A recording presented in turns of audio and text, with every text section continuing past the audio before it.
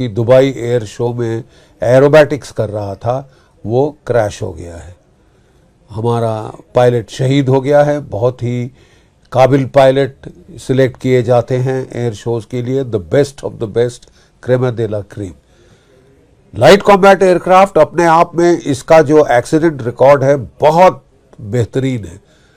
पिछले साल तक तो एक भी एयर क्रैश नहीं हुआ था, इतने साल की फ्लाइंग के बाद। फिर जाके जैसलमेर के ऊपर, राजस्थान के ऊपर एक एयर क्रैश हुआ और उसमें भी कोई लोग कह रहे हैं कि वो जहाज़ बच गया था, बट एयर क्रैश हुआ था। और उसके बाद ये दूसरा एयर क्रैश है। याद रहे, जहां आप इस तरह के एयर शोज में फ्लाइंग करते हैं, आपको लो फ्लाइंग करनी पड़ती है और डेंजरस मनूवर्स करने पड़ते हैं to show off the capability of the aircraft, of the pilot and the aircraft. They go all out to impress because that is the aim of putting it there.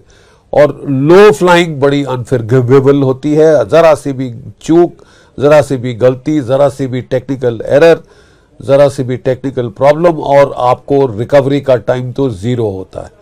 मतलब pilot कोई बचाव की कार्रवाई करे या इजेक्ट करना भी मुश्किल हो जाता है पायलट के लिए, और इस केस में तो वो बेचारा इजेक्ट भी नहीं कर पाया। तो क्या असली में हुआ, क्या प्रॉब्लम थी? टेक्निकल प्रॉब्लम थी, साबोटाज था, पायलट एरर थी, कुछ भी हम नहीं कह सकते इस वक्त विद श्योरिटी। हमको कोर्ट ऑफ इंक्वायरी का इंतज़ार करना होगा। बट कई लोग भारत में बड़े नाराज हैं और ये अटकलें लगाई जा रही हैं कि दुबई में जो हुआ वहाँ बहुत सारे पाकिस्तानी हैं।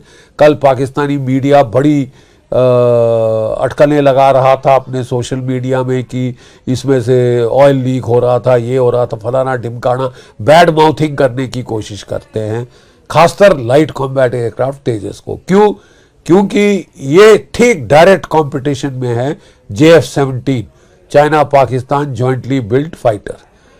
और यहाँ जे भी एयर शो पे हमारा LCA जाता है वो अपना JF-17 को विड्रॉ कर लेते हैं।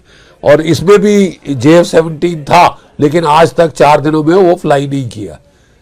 वो उसको जब देखते हैं कि LCA है, वो जानते हैं कि वो सामने फीका पड़ जाएगा और वो JF-17 को विड्रॉ कर लेते हैं या उड़ने नहीं देते। इस एयर शो में भी वो नहीं उड़ा है एक बार भी ये JF-17। काफ़ी ईर्ष्या है, काफ़ी जलन है। और इसमें देखिए फिर बहुत सारे ये जो कॉरपोरेट इंटरेस्ट हैं वो भी इन्वॉल्व हो जाते हैं। ऑप सिंदूर के बाद चाइना ने बड़ा प्रोपेगेंडा किया, पाकिस्तान ने बड़ा प्रोपेगेंडा किया, अमेरिकन एयर फर्म्स ने बड़ा प्रोपेगेंडा किया राफाल्स के बरखिलाफ।